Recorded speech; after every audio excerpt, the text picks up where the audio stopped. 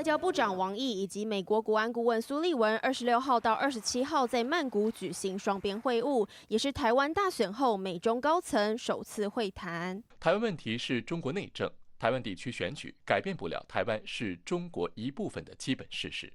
台海和平稳定的最大风险是台独。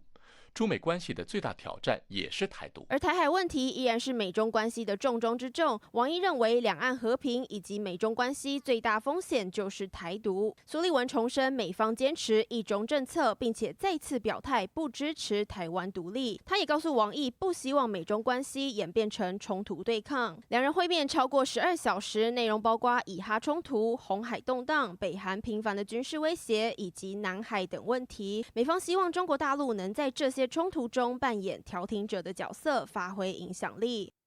2023年11月的习拜会，双方承诺维持战略沟通管道。白宫证实，美中双方正排定拜登和习近平进行通话，不过时间还未敲定。看来美中关系有意降温，但最终还是要取决台海问题。记者综合报道。